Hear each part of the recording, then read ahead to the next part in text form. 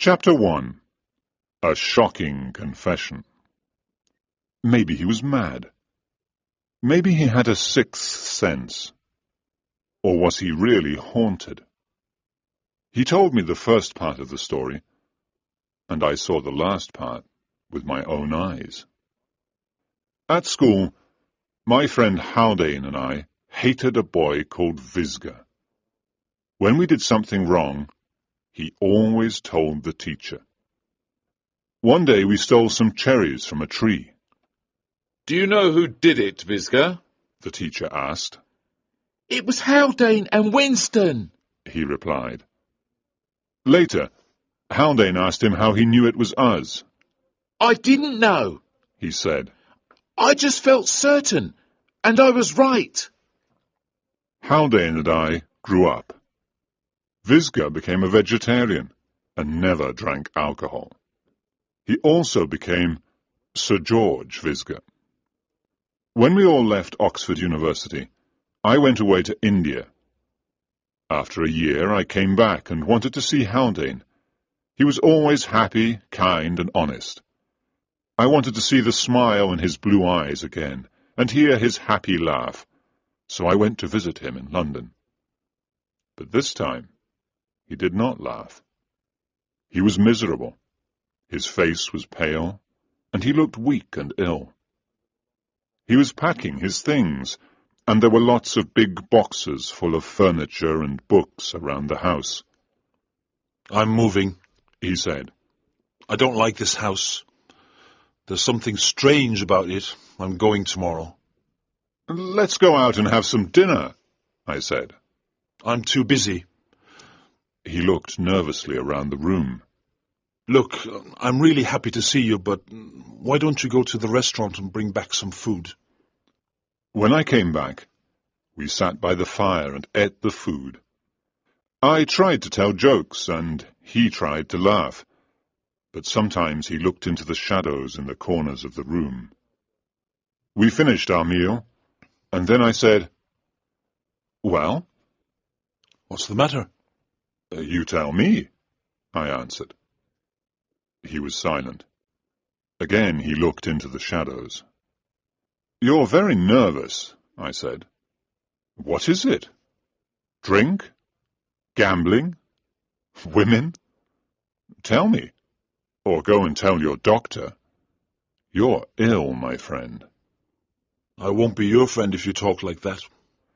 "Well, I am your friend, and something is wrong. Come on, tell me." But he did not tell me anything. He asked me to stay for the night, but I had a room in a hotel, so I left him. When I returned the next morning, he was gone, and some men were putting his boxes into a van. Haldane did not leave his new address. I saw him again more than a year later. He came to see me early one morning before breakfast. He looked really bad, worse than before.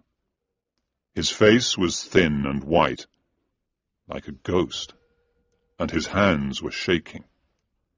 I invited him to have breakfast with me, but I did not ask him any questions because I knew he wanted to tell me something.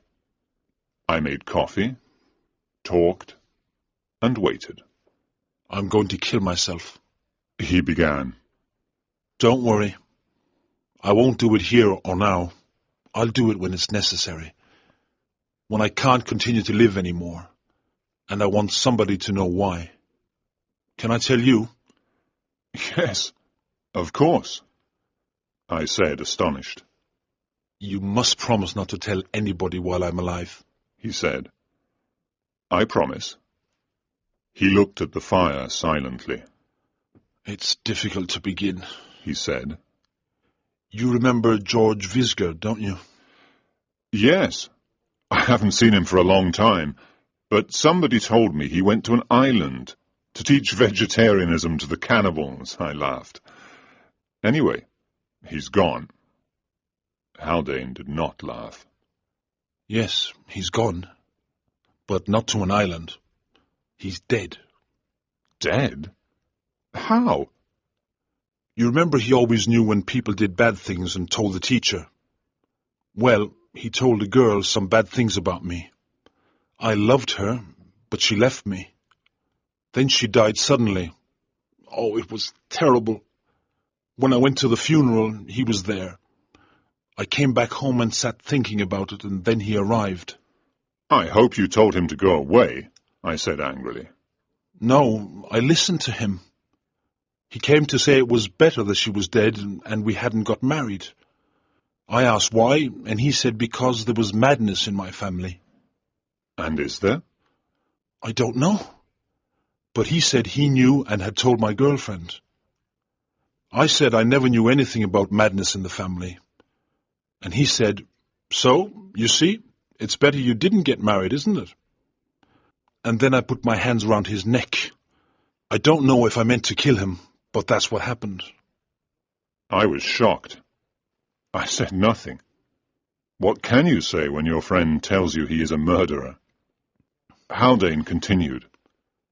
I saw that he was dead, but I was very calm. I sat down and thought, there's no blood, no weapon. Everybody knows Visger is going to an island. And he told me he said goodbye to them. So there's no problem. I must get rid of his body, that's all. How? He smiled. No, I won't tell you. You promised not to tell anybody. But maybe you'll talk in your sleep or when you have a fever one day. I'll be safe if you don't know where the body is. Do you see? I was sorry for my friend, but I could not believe he was a murderer. I said, yes, I see. Look, let's go away together. Let's travel and see the world and forget about Visger. He looked very happy. You understand and you don't hate me. Why didn't I tell you before? It's too late now. Too late? No, it isn't. Come on, we'll pack our suitcases tonight. We'll go where nobody can find us. He said, when I tell you what has happened to me, you'll change your mind. But I know what has happened to you. No, he said slowly. I've told you what happened to him, not what happened to me. That's very different. Did I tell you what his last words were? Just before I put my hands around his neck, he said, careful, Haldane, you'll never get rid of my body. Well, I got rid of his body, and I forgot about his last words. But a year later, I was sitting here, and I suddenly remembered them. I got rid of your body very easily, Visger, I said. And then I looked at the carpet in front of the fire and... Ah! Haldane screamed very loudly. I can't tell you. No, I can't. Chapter 2.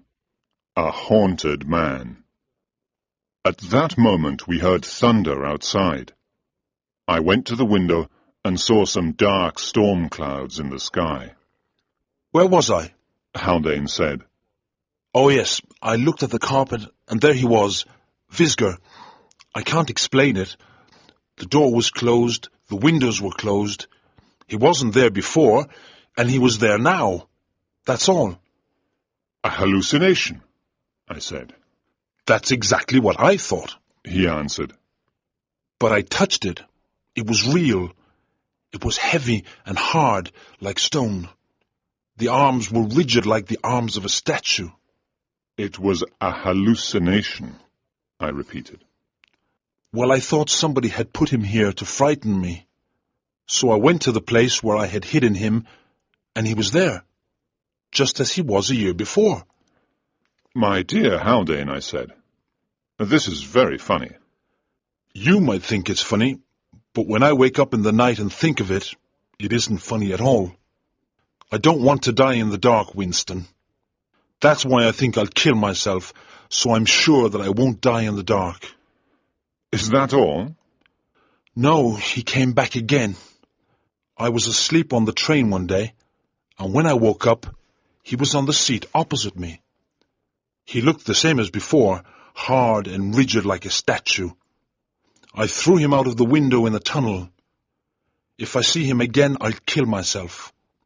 You think I'm mad, but I'm not. You can't help me. Nobody can help me. He knew, you see. He said, "You'll never get rid of my body." And I can't. He always knew things. Winston, I promise you I'm not mad. I don't think you're mad.